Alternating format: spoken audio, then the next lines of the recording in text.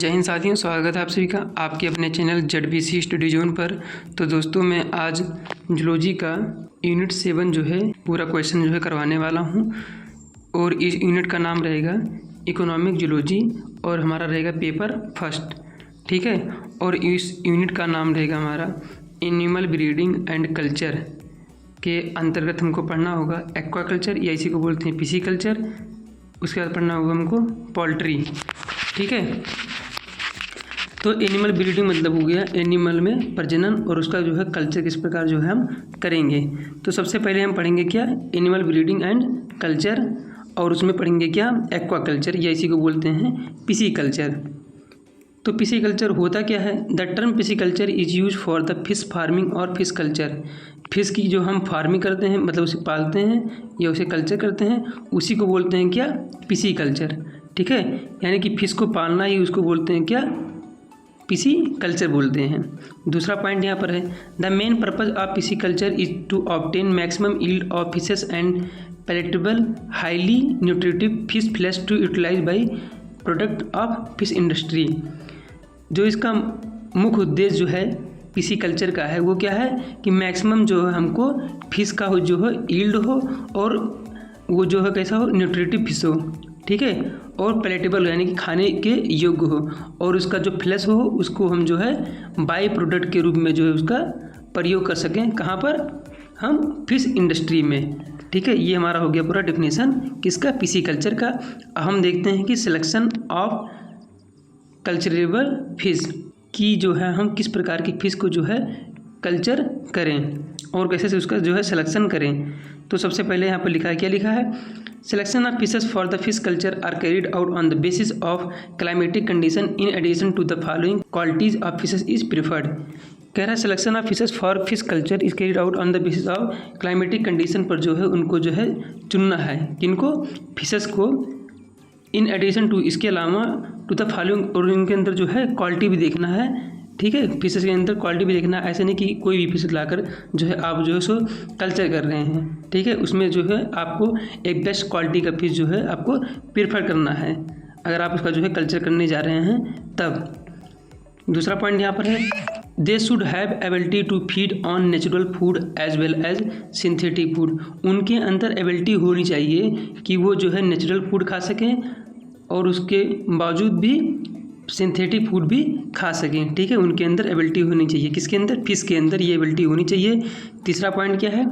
Fishes should have less consumption efficiency. उनके अंदर जो है कम खाने की जो है इफिशिएंसी हो। ऐसा नहीं कि खूब सारा जो है चारा खाए जा रही हैं, ठीक है, तो उतना हमारा कोई जब इसका जो पिसीकल्चर करेंगे तो हमारा क्या फ़ायदा रह जाएगा, इसको पालने से हमारा क्या फ़ायदा रह जाएगा अगर वो जो है कंजम्पशन जो है ज़्यादा कर लेंगी, ठीक है, फूड का। तो ऐसी फिश हमको नहीं चाहिए, ठीक है। उसके बाद पॉइंट क्या है? They should be herbivore in nature, tolerance of wide variety of climatic changes like temperature हो गया, सॉइल हो गया, इन्वायरमेंट हो गया, fast growing, resistant against disease with highly nutritive palatability. क्या कह रहा है कि वो जो है हर्बीवोर होनी चाहिए और उनके अंदर जो है tolerance of wide variety of climatic जो क्लाइमेट के अंदर चेंज होगा जैसे टेम्परेचर हो गया, सॉइल हो गया, इन्वायरमेंट हो गया, तो उसके अंदर जो है वो उसको फेस कर सकें, उसको जो है टॉलरेंस कर सकें, सहन कर सकें। ऐसा उनके अंदर जो है एबिलिटी होना चाहिए और वो जो है फास्ट ग्रो करें और रेसिस्टेंट अगेंस्ट एनी डिजीज और वो जो है डिजीज के प्रति जो है रेसिस्टेंट रहें और हाईली न्यूट्रिटिव रहें, ठीक है, खाने योग्य जो है रहें और हाईली न्यूट्रिटिव रहें। सिलेक्शन हम क्यों करते हैं? सिलेक्शन हम इसलिए करते हैं ताकि हमको जो है एक ऐसी फिश मिल जाए जो कि न्यूट्रिटिव हो और जो कि इन्वायरमेंट को जो है जो भी इन्वायरमेंट टेम्परेचर है, सॉइल है, इन्वायरमेंट और क्लाइमेटिक चेंज हो रहा है तो उसको जो है वो फेस कर सके और मतलब फास्ट ग्रोइंग मतलब जल्दी बढ़े, ठीक है, ऐसा सब। उसके बाद हमारा है on the basis of cultivation fishes are. Cultivation के बेसिस पर जो है फिशेस कितनी प्रकार की होती हैं? तो फिशेस जो है 3 प्रकार की होती हैं। एक होती है हमारी फ्रेश फिश या इसी को बोलते हैं इंडिजिनस फिश और नेटिव फिश। अब इसमें जो है एग्जाम्पल हमारा आता है रोहू आता है, मेजर कार्प्स आते हैं, ठीक है। दूसरा हमारा आता है साल्ट वाटर फिश या इसी को बोलते हैं मेराइन फिशेस। अब इसके अंतर्गत हमारा आता है चैनोस स्पीसीज और मिल्क स्पीसीज जो है इन्हीं को बोलते हैं। अब इसके बाद हमारा आता है तीसरा एक्जोटिक फिशेस ठीक है, यानी कि बाहरी कंट्री से जो है फिशेस को लाया गया है, इम्पोर्टेड फ्रॉम अदर कंट्रीज। ठीक है, अब इसका जो एग्जांपल हमारा हो जाता है वो है चाइनीज़ कार्प्स और कॉमन कार्प्स हो जाएगा। ठीक है, अब नेक्स्ट देखते हैं ब्रीडिंग। ब्रीडिंग मतलब प्रजनन, कैसे उनका हम करते हैं। ठीक है, अब शुरुआत हो गया, अब हमने क्या कर लिया, सिलेक्शन कर लिया, अब हम ब्रीडिंग कराने जा रहे हैं। ठीक है, तो ब्रीडिंग में जो है हमारा पहला पॉइंट है, it is the first step of fish culture. ठीक है, ये पहला स्टेप है फिश कल्चर का। हमने अब सिलेक्शन कर लिया है तो हम कल्चर करने जा रहे हैं, अब यानी कि हम जो है पानी में डालने इसको जा रहे हैं। नेक्स्ट पॉइंट हमारा है, for the proper breeding a special type of pond are prepared called breeding pond. इनको जो है ब्रीडिंग कराने के लिए एक स्पेशल टाइप का जो है पॉन्ड को जो है हम प्रिपेयर करेंगे, उस पॉन्ड को जो है हम ब्रीडिंग पॉन्ड कहेंगे, यानी कि प्रजनन तालाब कहेंगे। ठीक है, उसके बाद पॉइंट हमारा है, breeding ponds are prepared near the river और natural water resources. Breeding pond को जो है हम प्रिपेयर करते हैं किसके नज़दीक, किसी रिवर के या किसी नेचुरल वाटर रिसोर्स के पास। ठीक है, ये हो गया। अब देखिए breeding are of two type, breeding जो है दो प्रकार के होते हैं। पहला हमारा हो गया नेचुरल ब्रीडिंग, दूसरा हमारा हो गया इंड्यूस ब्रीडिंग। अब हम देखते हैं कि नेचुरल ब्रीडिंग जो है क्या होता है। ठीक है, तो नेचुरल ब्रीडिंग क्या होता है, it is also known as bandh breeding because the breeding pond is prepared by farming bandh. ठीक है, ये जो है इसको हम बोलते हैं, दूसरा नाम इसका है बंध ब्रीडिंग। इसलिए बंध ब्रीडिंग बोलते हैं क्योंकि इसको जो है बांध बनाकर जो है तैयार किया जाता है अराउंड द रिवर, किस रिवर के अराउंड, और by farming the bandh to accumulate the rainy water. ठीक है, और बांध इसलिए बनाते हैं ताकि जो बरसात हो तो उसका पानी जो है इकट्ठा हो जाए, एक्यूमुलेट हो जाए। ठीक है, इसलिए इसको हम बोलते हैं क्या, बंध ब्रीडिंग इसलिए बोलते हैं। अब जो है bandh breeding are classified into 3 type. Bandh breeding जो है उनको 3 प्रकार से क्लासीफाई किया गया है। ठीक है, वर्गीकृत किया गया है। पहला हमारा है बेट बंध। ठीक है, अब बेट बंध क्या होता है, provided the water throughout the year also known as perennial bandh. इसमें क्या होता है, सालों साल इनको जो है पानी दिया जाता है, इसलिए इनको जो है पेरिनियल बंध बोलते हैं। पेरिनियल मतलब होता है कि हमेशा इसको पानी दिया जाता है। ठीक है, थ्रू आउट द ईयर मतलब कि पूरे साल पानी दिया जाता है। अब दूसरा हमारा यहाँ पर है ड्राई बंध। अब ड्राई बंध जो हमारा होता है, इट इज़ प्योरली सीजनल। ये जो है प्योरली सीजनल है। ठीक है, ये जो है सीजनल है। और तीसरा हमारा है मॉडर्न बंध। तो मॉडर्न बंध जो है, अब इसमें जो है जब मॉडर्न आ गया तो मॉडर्न में हम लोग किस प्रकार जी रहे हैं, टेक्नोलॉजी के साथ, तो वही चीज़ लिखा है। क्या लिखा है यहाँ पर, modern bandh refer to a type of bandh that uses advance technology and scientific method for breeding fish और other aquatic organism. Modern bandh जो है हम क्या करते हैं, इसमें एडवांस टेक्नोलॉजी का जो है यूज करते हैं, साइंटिफिक मेथड का जो है यूज करते हैं फिश की ब्रीडिंग के लिए और अदर एक्वेटिक एनिमल के ब्रीडिंग के लिए। ठीक है, अब दूसरा जो हमारा था, पहला हमारा था नेचुरल ब्रीडिंग, दूसरा हमारा था इंड्यूस ब्रीडिंग। तो इंड्यूस ब्रीडिंग में क्या करते हैं, इन इंड्यूस ब्रीडिंग फिश सीड या इसी को बोलते हैं fry is collected from breeding ground and use for cultivation. अब इंड्यूस ब्रीडिंग में जो है जो फ्राई होते हैं, मतलब अभी छोटे छोटे अभी जो तैयार हुए हैं उनको जो है हम क्या करते हैं, ब्रीडिंग ग्राउंड से उसको जो है हम निकाल लेते हैं, कलेक्ट कर लेते हैं। ठीक है, उसके कल्टीवेशन के लिए। ठीक है, कल्टीवेशन मतलब होता है उगाना, पर यहाँ होगा कि तैयार करना। ठीक है, ऐसा शब्द इसके लिए प्रयोग हुआ यहाँ पर। अब देखो यहाँ दूसरा पॉइंट है, induce breeding uses artificial fertilisation for production of high quality fries. Induce breeding में जो है हम आर्टिफिशियल फर्टिलाइजेशन का जो है प्रयोग करते हैं। अब जब आर्टिफिशियल फर्टिलाइजेशन करेंगे तो उसमें जो है हाई क्वालिटी के जो फ्राइज होंगे, यानी कि जो सीड बोलते हैं, छोटी जो मछलियाँ जो रहेंगी, मछली नहीं बोलेंगे उनको, सीड ही बोलते हैं। ठीक है, तो हाई क्वालिटी की वो जो है बनेंगी फ्राइज, अभी छोटी छोटी हैं ना अभी। उसके बाद जो है आर्टिफिशियल ब्रीडिंग में क्या करेंगे, in this method ova from female and sperm from male are collected and then fertilise artificially by 2 method. ठीक है, इस मेथड में जो है ओवा किससे लेते हैं, फीमेल से, और स्पर्म जो है कलेक्ट करते हैं मेल से। ठीक है, फिर उसको जो है आर्टिफिशियल मेथड से जो है उसको फर्टिलाइज कराते हैं। ठीक है, और ये जो है 2 प्रकार के होते हैं, एक होता है हमारा ड्राई मेथड। अब ड्राई मेथड में जो है हम क्या करते हैं, sperm and ovum mix before putting them into water. Sperm और ओवम को जो है पानी में रखने से पहले हम जो है उसको क्या करते हैं, मिक्स कर देते हैं। जो हमारा दूसरा मेथड है वो हमारा क्या है, बेड मेथड। अब बेड मेथड में जो है क्या करते हैं, egg are kept in water followed by spreading of sperm in water. Egg को जो है हम पानी के अंदर जो है रख देते हैं, उसके ऊपर जो है हम स्पर्म का जो है छिड़काव कर देते हैं। ठीक है, तो ये हमारा हो गया बेड मेथड। ठीक है, तो आर्टिफिशियल में जो हमारे दो मेथड हो गए, एक हो गया हमारा ड्राई मेथड और दूसरा हमारा हो गया बेड मेथड। ठीक है, तो दोनों में बता दिए हम क्या करते हैं। ठीक है, अब उसके बाद हम जो है यहाँ पढ़ेंगे फ्राई क्या होते हैं। ठीक है, fish seed is collected from breeding pond with the help of benchi jar transported to rearing pond and nursering pond.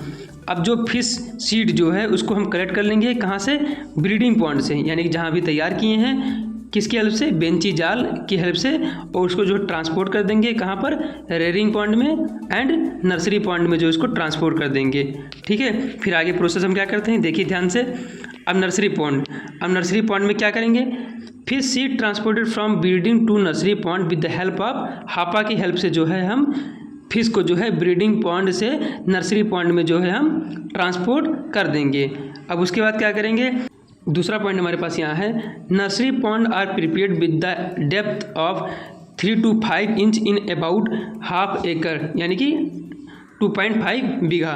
ठीक है, नर्सरी पॉन्ड को जो हम प्रिपेयर करते हैं जिसकी जो गहराई रहती है वो 3 से 5 इंच रहती है। ठीक है, और वो जो है ½ एकड़ का होता है, यानी कि 2.5 बीघे का। अब इसके बाद जो नेक्स्ट पॉइंट देखते हैं क्या है यहाँ पर, the ideal recommended nursery pond should have. ठीक है, अब जो आइडियल रिकमेंडेड जो नर्सरी पॉन्ड होता है उसमें क्या होता है, उसकी जो गहराई होनी चाहिए वो कितना हो चाहिए, 50 से 60 इंचेस होना चाहिए। ठीक है, उसका जो साइज़ होना चाहिए 1/3 एकड़ अप्रॉक्सीमेटली 30 × 100 फीट और 30 × 30 मीटर होनी चाहिए। ठीक है, ये सब लिख गया, इसके बारे में जो भी ये गहराई की बात हो गया और इसकी लंबाई की बात हो गया। अब इसके बाद जो नेक्स्ट पॉइंट है, nursery pond is provided with natural resource of food and free from predatory fishes. Nursery pond को जो है हम नेचुरल रिसोर्सेज से उसमें जो है फूड दें। ठीक है, और उसको जो है फ्री फ्रॉम प्रेडेटरी फिशेस, और उसमें से जो प्रेडेटरी फिशेस हैं, प्रेडेटरी फिशेस हुए फिशेस जो है वो भी जो तैयार हुए हैं, कौन, फ्राई जो भी शिफ्ट हुई हैं, ठीक है, उनको खा लेंगी, तो उनको जो है वहाँ से फ्री कर देंगे, यानी कि उनको जो है वहाँ से हटा देंगे। ठीक है, नेक्स्ट पॉइंट क्या है, it is also provided with ammonium sulphate, sodium nitrate and super phosphate and cow dung. ठीक है, इनको जो है प्रोवाइड किया जाता है ammonium sulphate, sodium nitrate, super phosphate और काउ डंग से। ठीक है, नेक्स्ट पॉइंट हमारा है, cow dung increases the fertility of pound for the development of numerous जू प्लैंक्टन्स। काउ डंग क्या करता है कि फर्टिलिटी जो है पॉन्ड का जो है बढ़ा देता है। ठीक है, और डेवलपमेंट ऑफ न्यूमरस जू प्लैंक्टन को जो है उसमें डेवलप कर देता है उसी पॉन्ड में। नेक्स्ट पॉइंट है, after development of zooplankton fish seed transferred into nursery pond consume zooplankton and increases in size of about 10 to 15 metre.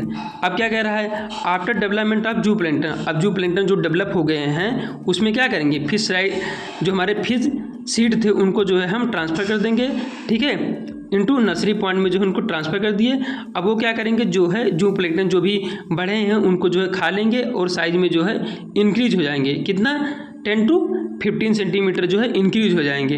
फिर उसके बाद क्या करेंगे हम, the seed attaining the size of about 10 to 15 centimetre are term as fingerlings. जैसे वो जो है 10 से 15 सेंटीमीटर हो जाएंगे तो उनको क्या बोलेंगे हम, फिंगर लिंक्स बोलेंगे। ठीक है, अब नेक्स्ट प्रोसेस हम क्या करेंगे, इसमें रेयरिंग पॉन्ड आ गया। ठीक है, अब रेयरिंग पॉन्ड में हम क्या करेंगे, जो हमारे फिंगरलिंग्स हैं, fingerlings of suitable size with good health are transfer to where the fingerlings develop in size with acclimatization to develop in given climatic condition.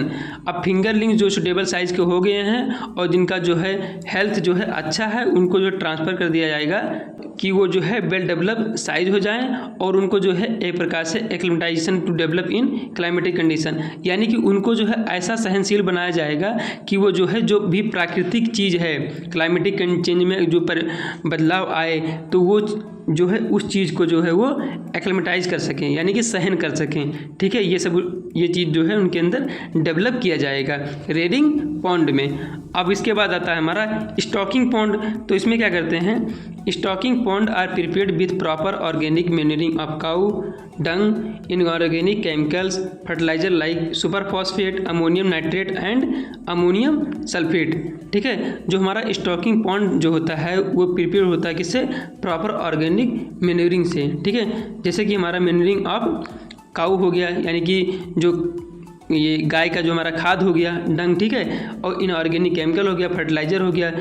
जैसे फर्टिलाइजर हमारा कौन कौन सा हो गया, सुपर फॉस्फेट हो गया, अमोनियम नाइट्रेट और अमोनियम सल्फेट हो गया। ठीक है, ये सब हमारा हो गया किसमें, स्टॉकिंग पॉन्ड में। अब नेक्स्ट पॉइंट देखते हैं, इसमें क्या लिखा है, the pond are cleaned properly from weeds and predatory fishes. Pond को जो है हम प्रॉपरली इसको क्लीन कर लेंगे, उसमें से जो खरपतवार रहेंगे उनको हटा देंगे, और जो भी प्रेडेटरी फिशेज रहेंगी उनको भी हटा देंगे वहाँ से। ठीक है, अब stocking pond is also provided with powder of rice, paddy oil, cake of coconut, mustard, groundnut ETC। ठीक है, अब स्टॉकिंग पॉन्ड को जो है हम प्रोवाइड कर देंगे क्या, पाउडर ऑफ राइस और पेडी। ठीक है, और oil, cake of coconut provide कर देंगे, और मस्टर्ड, ग्राउंडनट को भी उसमें प्रोवाइड कर देंगे, किसमें, स्टॉकिंग पॉन्ड में। ठीक है, अब नेक्स्ट क्या है, यहाँ पर देखिए ध्यान से कि नेक्स्ट क्या है, during feeding the quality of food is not change suddenly, the food supply should be done in morning. अब क्या कह रहा है, फीडिंग के दौरान जो है क्वालिटी ऑफ फूड को जो है चेंज नहीं करना है। ठीक है, अचानक से। ठीक है, और जो आपको फीड कराना है, ठीक है, जो भी आपको चारा देना है तो उसको जो है आप सुबह ही देना है। ठीक है, ये चीज़ आपसे बोला है। नेक्स्ट क्या बोला हमसे, When these fishes attain maximum length and weight, they should be harvested।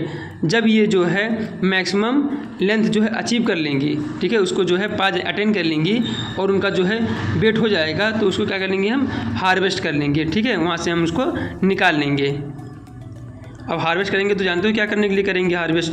अब इसके बाद देखो, harvesting is by a process by which fishes are captured from stocking pond. अब हार्वेस्टिंग जो करेंगे हम वो कैप्चर ही करेंगे, कहाँ से, स्टॉकिंग पॉन्ड से। ठीक है, अब देखो,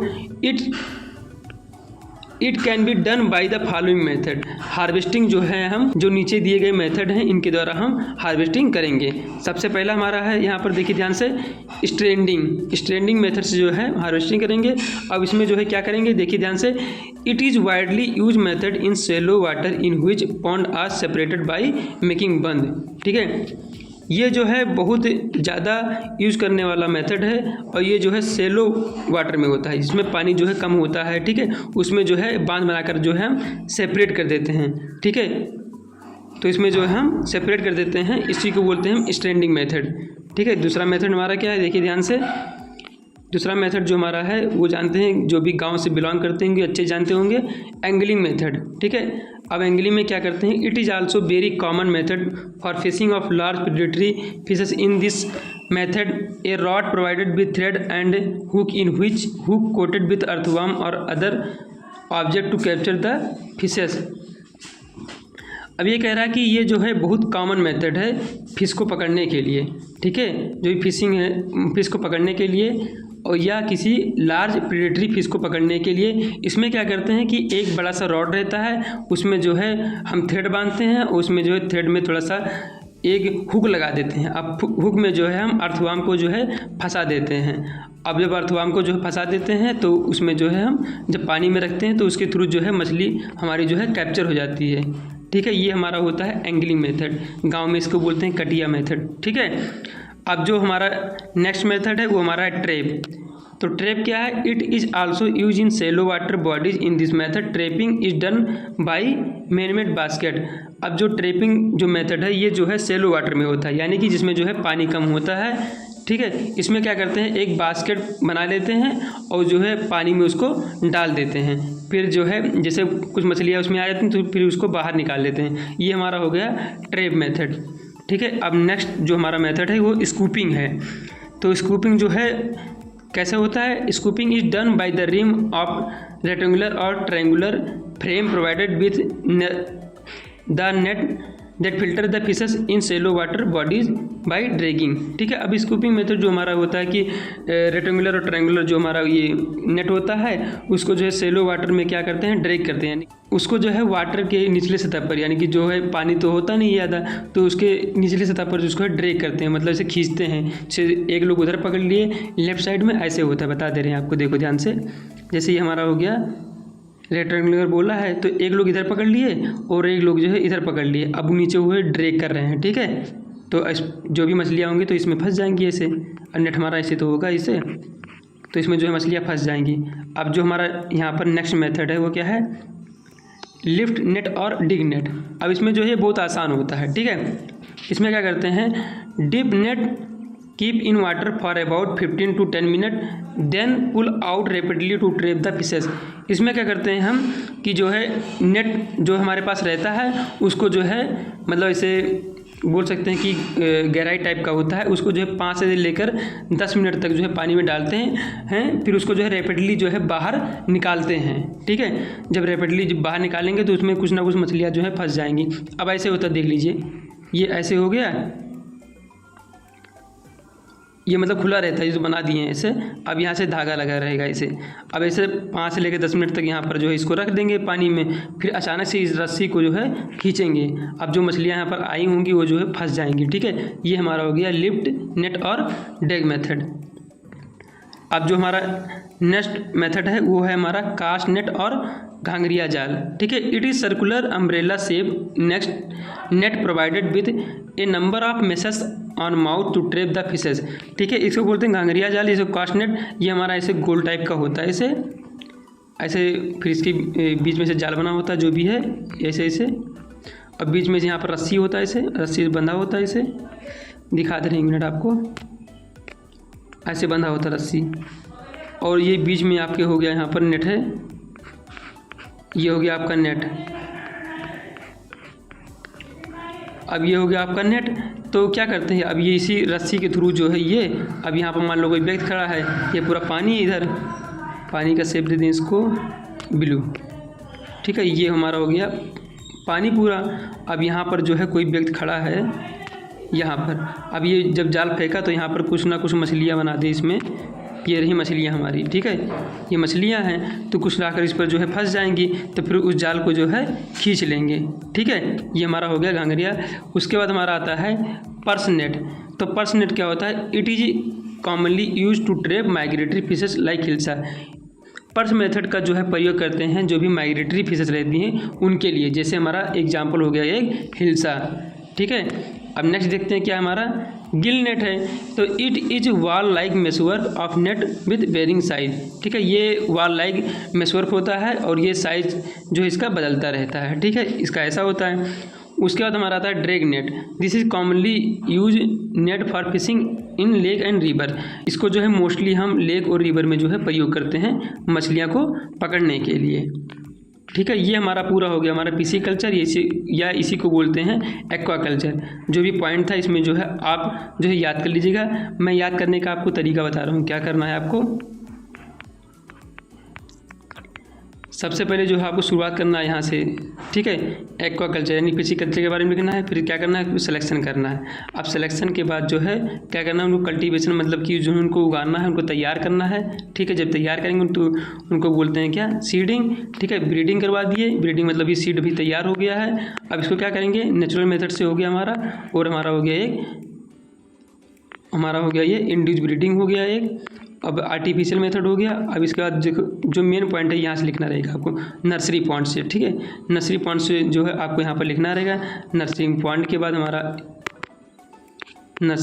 बाद हमारा रेडिंग पॉइंट रहेगा, फिर स्टॉकिंग पॉइंट हमारा जो आखिरी हो जाएगा। इसी में से जो है पकड़ेंगे, फिर इसको जो है हार्वेस्ट करेंगे। अब हार्वेस्ट कैसे करेंगे, ये सब मेथड लिखा है। स्ट्रेंडिंग हो गया, एंगलिंग हो गया, ट्रैप हो गया, स्कूपिंग हो गया, लेफ्ट नेट और डिग नेट हो गया, कास्ट नेट और घांगरिया जाल हो गया, पर्स नेट हो गया, गिल नेट हो गया और ड्रैग नेट हो गया। ठीक है, ये सब जो है आप लिख देंगे।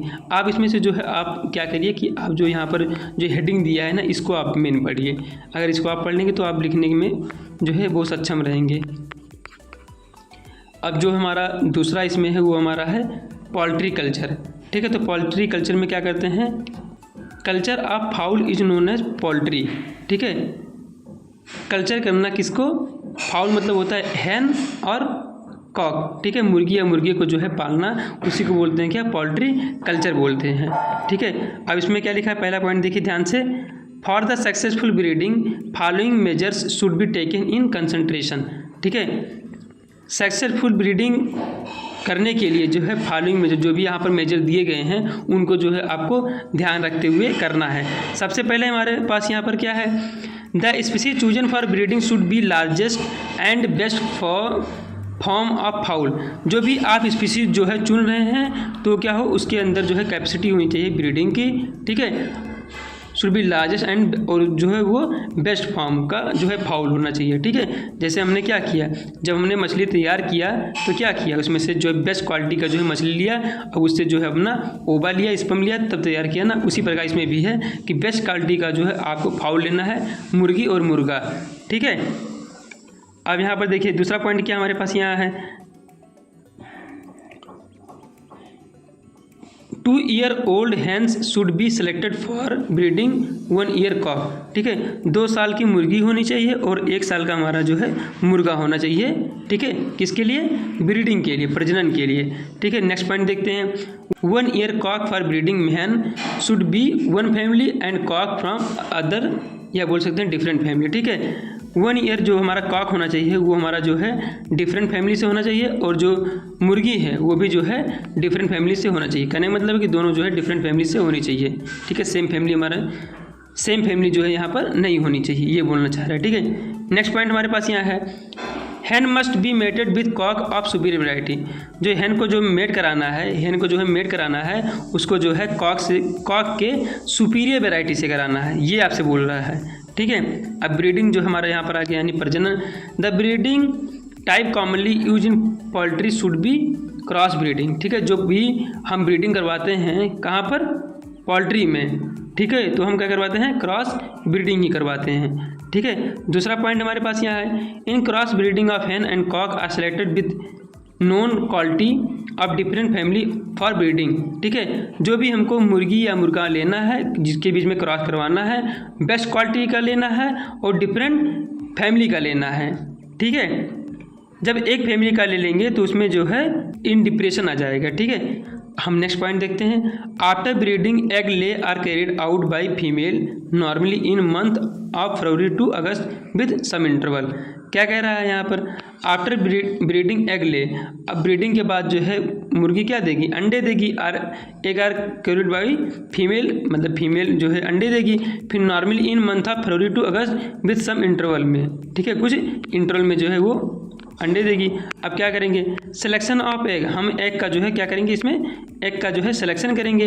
हम क्या किस प्रकार करेंगे, egg of best hen are selected for hatching के लिए जो है हम बेस्ट मुर्गी के अंडे को सिलेक्ट करेंगे। दूसरा क्या कह रहा है, during selection the egg are average size are commonly selected. Selection के दौरान जो है हम जो हमारा एवरेज साइज रहेगा, कॉमनली जो है सामान्यतः हम उसी को सेलेक्ट करेंगे, ठीक है। जो हमारा जैसे बोलते हैं ना, जो सामान्य साइज़ का रहेगा उसी को हम जो है चुनेंगे, ऐसा नहीं कि थोड़ा बड़ा चुन लिए, जो हमारा जिसे बोलते हैं एवरेज साइज मीडियम वाला, तो उसी को हम चुनेंगे, ठीक है। नेक्स्ट पॉइंट हमारा क्या है यहाँ पर, ट्रीटमेंट ऑफ एग को जो है हम कैसे उसको ट्रीट करेंगे। After placing the egg under the Hahn it should be assure every day all right. अब क्या करेंगे, आफ्टर प्लेसिंग द एग मतलब जो अंडा रहेगा उसको जो है हैन के नीचे जो है रखेंगे, ठीक है, और उसको जो है प्रत्येक दिन उसको जो है क्या करेंगे, हम चेक करेंगे। अब चेक करेंगे तो क्या हो सकता है, नेक्स्ट पॉइंट देखिए क्या हो सकता है, if any egg is broking remaining egg must be removed washed with water and dry then place to other nest. अगर कोई अंडा जो है अगर फूटा पाया जाता है तो उसके बगल जितना भी अंडा जो है रखा रहेगा उसको वहाँ से हटा देंगे, और जो है उसके बाद उस जगह को जो है जहाँ पर अंडा फूटा था उस जगह को जो है साफ़ कर दें। अब नेक्स्ट पॉइंट देखते हैं, on the 20 to 22 days of incubation chicken usually come out from the shell. कह रहा है 20 से लेकर 22 दिन के बाद जो है इंक्यूबेशन के बाद जो है अब चिकन जब जो है बाहर आ जाएंगे सेल से, ठीक है, तो क्या करेंगे हम, since emerges chicken do not take up to 30 to 36 hours, so the mother hen left undisturbed for the minimum period of 20। कह रहा है कि जब चिकन जो है निकल कर आएंगे, ठीक है, तो वो जो है 32 से लेकर 36 घंटे तक जो है वो जो है फूड नहीं ले पाएंगे। तो जो उनकी जो मतलब मदर रहेगी चिकन की, उनको जो है अनडिस्टर्ब जो है छोड़ देना, उनको जो है आपको डिस्टर्ब नहीं करना है। कितने घंटे के लिए? 24 घंटे के लिए, ठीक है। उसके बाद क्या करना है हमको, देखो यहाँ पर अब प्रिकॉशन ऑफ हैचिंग के दौरान जो है आपको कुछ सावधानियाँ जो है बरतनी है। अब वो कौन कौन सी हैं? During hatching the hen should be allowed to set at night in well ventilated in semi dark place, ठीक है। हैचिंग के दौरान जो है मुर्गी को जो है एक अच्छे से अंधेरे से कमरे में जो है उसको जो है उस अंडे के ऊपर जो है बैठ जाना है, ठीक है, एक वेंटिलेटेड मतलब हवादार कमरे में, ठीक है, उसको जो है इसके ऊपर बैठ जाना है। ये जो है प्रिकॉशन होना चाहिए। प्रिकॉशन मतलब सावधानियाँ, तो उसके नीचे वो बैठे, मतलब जब भी इसको बोलते हैं सेना। इनक्यूबेशन मतलब होता है सेना, यानी कि मुर्गी जो है अपने अंडे को सेती है, तो ये सब उस कंडीशन उसको चाहिए, तभी उसमें से जो है चूजे निकल पाएंगे, ठीक है। About 7 to 8 egg are placed for incubation of 1 egg. एक मुर्गी के नीचे जो है टोटल जो है 7 से लेकर 8 अंडे जो है रखने रहेंगे, ठीक है। अब नेक्स्ट पॉइंट क्या है? The hen should B free from insect, rodents and other ectoparasite before sitting. मुर्गी के बैठने से पहले जो है वो स्थान जो है इंसेक्ट फ्री होना चाहिए, रोडेंट फ्री होना चाहिए और एक्टोपैरासाइट जो है फ्री होना चाहिए। अब क्या करना है? Nest should be free from predator, और जो उसका जो मतलब जहाँ बैठती है उसको जो है क्या करना है? प्रीडेटर से उसको फ्री कर देना है। अब इसके बाद क्या करना है? रेयरिंग, ठीक है। तो रेयरिंग में क्या करना है? पहला स्टेप हमारा है the rearing of fowl depend upon type of fowl hen और कॉक गोइंग टू कल्चर। अब रेयरिंग जो है उस पर डिपेंड करता है कि फाउल जो हमारा कौन से प्रकार का है, मतलब मुर्गी है या मुर्गा है, ठीक है, इसके ऊपर डिपेंड करता है उसके रेयरिंग मतलब उसका केयर, ठीक है। अब दूसरा पॉइंट क्या हमारे पास है? During rearing of hatched chicken proper food and management should be carried out, ठीक है। रेयरिंग के दौरान जो है चिकन को जो है प्रॉपर फूड मिलना चाहिए और उसका जो है मैनेजमेंट उसमें बढ़िया होना चाहिए। उसके बाद क्या है? The best food for chicken up to age of 3 days, bread combed with milk, oat meal, broken wheat. कह रहा है कि 3 दिन तक जो है उसको जो है अच्छा सा जो है ब्रेड कॉम मिलना चाहिए, ब्रेड कॉम के साथ जो है दूध भी मिलना चाहिए, ओट मिलना चाहिए और ब्रोकन बीट मिलना चाहिए 3 दिन तक, ठीक है, बेस्ट क्वालिटी का, नो कॉम्प्रोमाइज़।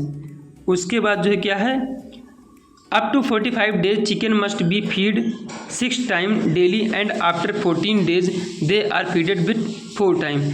कह रहा है कि 45 दिन तक जो है उनको जो है 6 टाइम जो है फीड कराना है। उसके बाद जो है जब 14 दिन तो उनको जो है केवल 4 टाइम जो है फीड कराना होगा। अब उसके बाद क्या करना होगा? The first feed should be given before sunrise and last feed should be done at sunset. कह रहा है जो उनको पहला फीड कराना है वो जो है सनराइज होने से पहले कराना है और लास्ट फीड जो उनको सनसेट होना। अब उसके बाद हमारा नेक्स्ट पॉइंट है after 45 days 2 to 3 months the chicken are provided with the earthworm, white ant and very nutritive oil cake should be provided for better growth. कह रहा है जैसे वो जो है 45 दिन की हो जाएंगी या 2 से 3 मंथ तक चिकन हो जाएंगे तो उनको जो है प्रोवाइड करना है, अर्थवर्म को प्रोवाइड करना है और वाइट आंट को जो है प्रोवाइड करना है, ठीक है। और उनको जो है वेरी न्यूट्रिटिव केक जो भी आता है केक मतलब ये खड़िया बोलते हैं उसको जो है देना होगा उनके बेटर ग्रोथ के लिए। ये सब तो किताबी ज्ञान लिखा है पर आजकल देखते हैं कि 45 दिन में मुर्गी जो है तैयार हो जाती है। ये सब इतना समय लेंगे तो खाएंगे क्या लोग, इतना डिमांड बढ़ रहा है ना, तो इस वजह से ये सब तो किताब में केवल लिखा है, ऐसा करना चाहिए। पर जो हम लोग क्या करते हैं कि सुई लगाकर उसको जो है बढ़ा देते हैं, 45 दिन के अंदर उसको जो है तैयार कर देते हैं बिल्कुल। When the chicken attain the 6th month, they should be feeded 3 times in a day and after that they will ready for the cultivation। कह रहा है कि when the chicken attain 6 month, अब कह रहा है 6 मंथ की जब हो जाएंगी तो उनको जो है दे शुड बी फीडेड, जब तब उनको जो है 3 टाइम जो है फीड करना है। एंड आफ्टर उसके बाद जो है they were ready for cultivation, और उसके बाद जो है फिर वो कल्टीवेशन के लिए फिर से तैयार हो जाएंगी। ये सब बोल रहा है 45 दिन तक यही सब करना है, मतलब कि सब केचू उचू खिलाना है, ठीक है। उसके बाद जो मतलब उसके बाद खिलाना है, आफ्टर 45 डे के बाद फिर ये हमारा जो केचुआ रहेगा उसको खिलाना, वाइट आंट खिलाना है। पर ऐसा कुछ होता नहीं है, आजकल देखते हैं 45 दिन में पूरी जो मुर्गियाँ रहती हैं वो तैयार हो जाती हैं। तो ये रहा हमारा जो है unit number 7 paper first zoology का। तो इसको जो है आप ध्यानपूर्वक देखिए, अगर कोई भी समस्या किसी भी लाइन में अगर हो रही है तो आप जो है कमेंट कर दीजिएगा, और मैं उसको जो है रिप्लाई देने का पूरा प्रयास करूंगा, या किसी नेक्स्ट वीडियो में उस टॉपिक को मैं उठा लूँगा, ठीक है। तो मिलते हैं किसी नेक्स्ट वीडियो में। That's all.